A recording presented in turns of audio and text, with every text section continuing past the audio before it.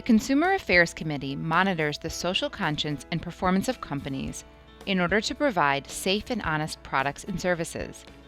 They also educate members on issues that affect us all, like truth in lending, truth in advertising, consumer fraud, and legislation. Members of this committee strive to keep the membership informed on these topics. In order to do so, there are a number of free and easily accessible resources available on the Internet. Let's start with your first responsibility, monitoring the ethical practices of companies. It's important that you gather your information from dependable sources, like SEC filings, government websites, reputable news sources, and the like. Remember, when dealing with a news story or any other document, make sure to check the date. Sometimes things change, and if a story is outdated or a more current document has been published, you could be relaying bad information. Let's say you're interested in investigating the ethical practices of a particular company. Let's call them Company ABC.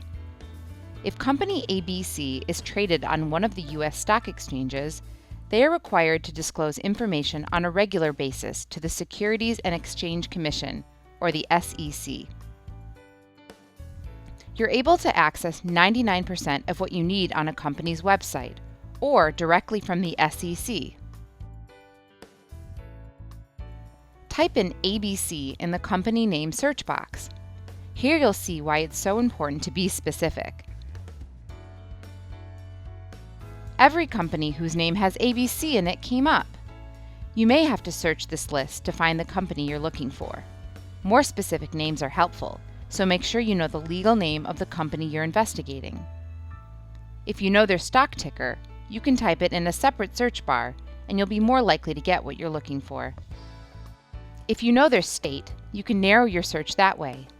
In this instance, we'd be better off going directly to Company ABC's website. On a company's website, look for a section called Investor Relations.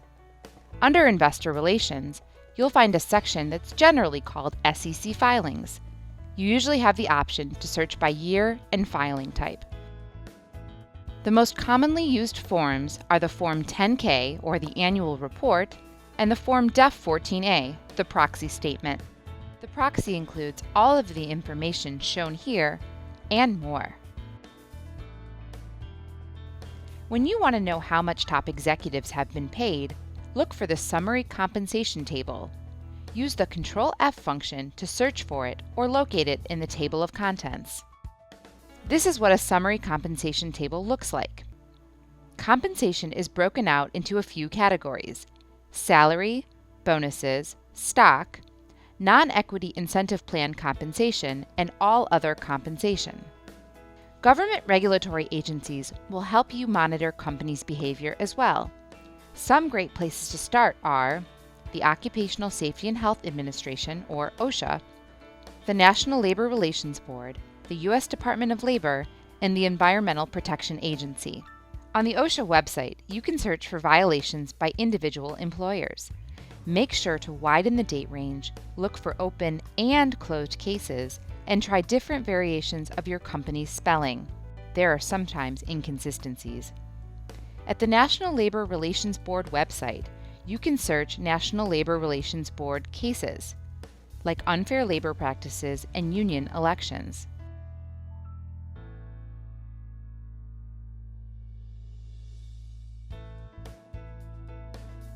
On the Department of Labor's Electronic Disclosure Room, you can search employer-filed LM-10 forms, which require companies to report, among other things, arrangements and payments made under these arrangements with anti-union consultants.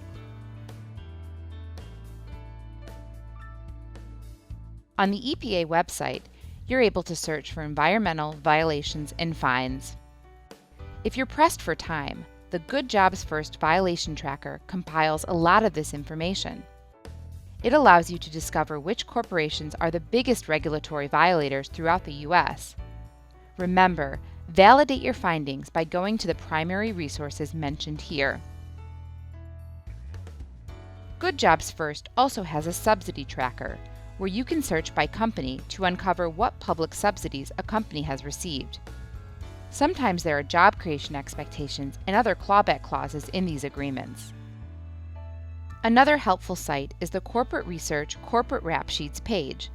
They provide dossiers summarizing the most significant crimes, violations, and other questionable activities of the world's largest and most controversial companies. If you want to see how a company and their executives are spending their dollars to influence Washington, check out Open Secrets. They provide searchable databases of federal campaign contributions, lobbying data, and analysis. Other helpful sites include the National Center for State Courts, the National Institute of Money and State Politics, fedspending.org, and the Industrial website.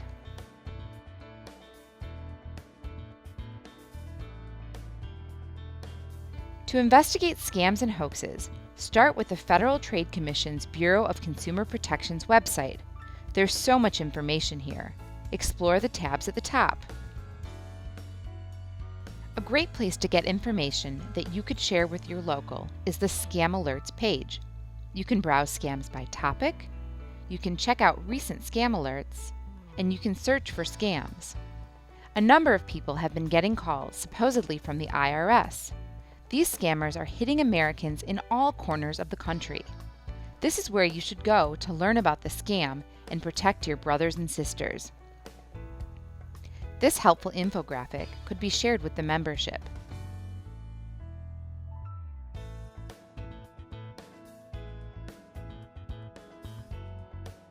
You can also sign up to get email alerts to help your local union stay on top of new and emerging scams.